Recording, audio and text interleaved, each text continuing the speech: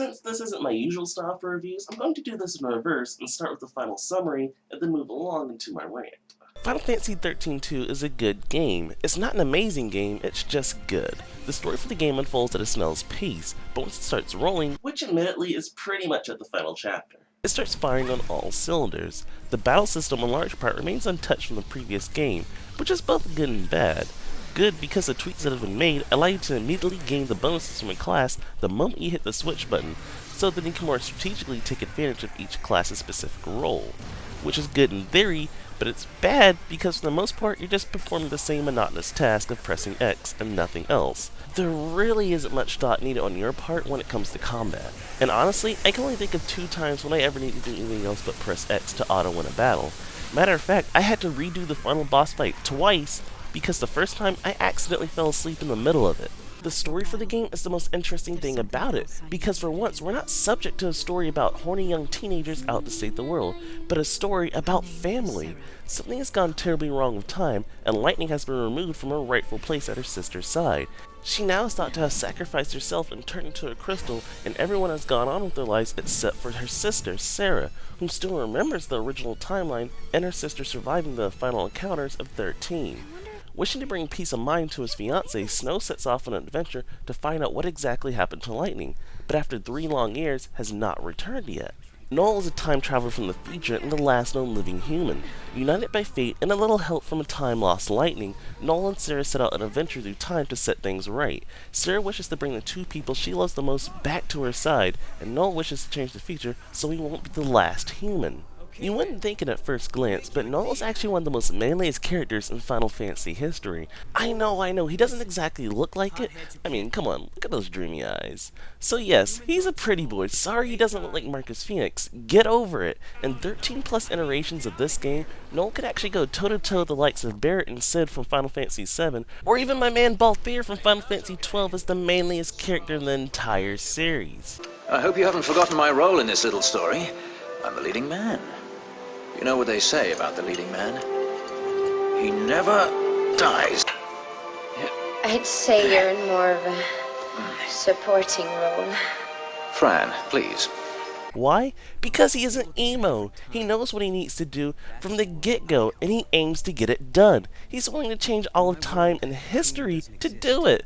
That's boss! I'm just gonna say it because by now you probably already know that this game ends on a cliffhanger, and there will be a Final Fantasy XIII-3. And some people really have the balls to cry not about just this game ending on a cliffhanger, but on any game ending on a cliffhanger. The NES or even N64 era library couldn't get away with this bullshit. Yes you did! After you beat, let's say for argument's sake, Super Mario, what did you do? You popped in Super Mario 2 a year later and you shut the hell up. You're only crying now because you're spending the money on the games and not your parents, and you're not exactly what they did so long ago. There's always another game, and you're complaining that they're nickel and diming us, and you're right. They are. Square is completely nickel and diming us with Final Fantasy XIII, but it's okay, as long as I get my game in a timely manner. Think of it like this: if Final Fantasy VII was a company, its investors would be having heart attacks every fiscal quarter because of how many goddamn peaks and valleys this game's storyline has. The Final Fantasy XIII trilogy is just the same idea, but because the development time for a game nowadays is exponentially higher than it was in 1997, you're getting the same length adventure just chopped into 3 parts.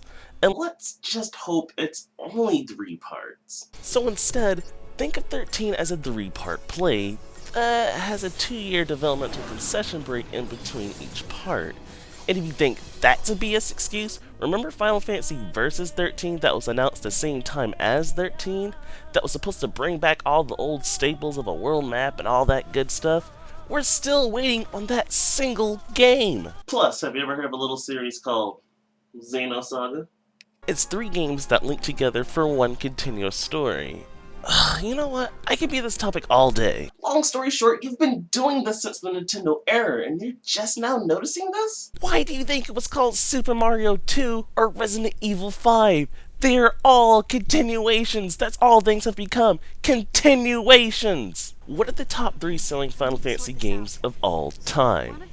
The number 1 is Final Fantasy VII with 10 million copies sold. The The second best-selling Final Fantasy game is Final Fantasy X with 6.6 million copies. And what? What is this? According to XIII-2, this shouldn't even be possible. The third top-selling Final Fantasy game is Final Fantasy XIII with 6.2 million copies sold. Don't you think it's amazing how the top two selling games sold over 16 million copies and they were a PlayStation exclusive? That is pretty much unheard of in this generation. Final Fantasy XIII managed to only push 6.2 million copies, and it was multi-platform. I guess that really shows you how the mighty Square Enix has fallen over the years.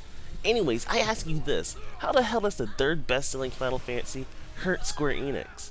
Now, Final Fantasy XIV hurt the living crap out of Square Enix. That is truly one horrible game.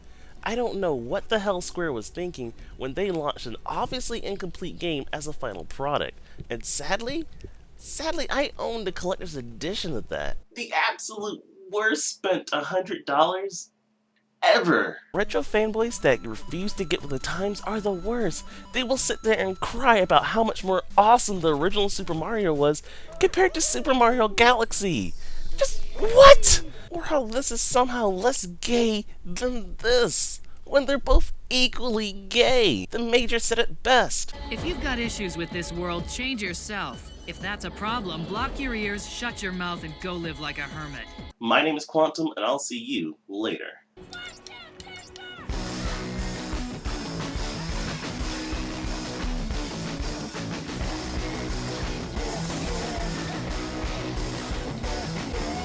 I really like how some people want to talk smack about what the characters of Final Fantasy XIII and XIII-2 are wearing, because this is the peak of fashion.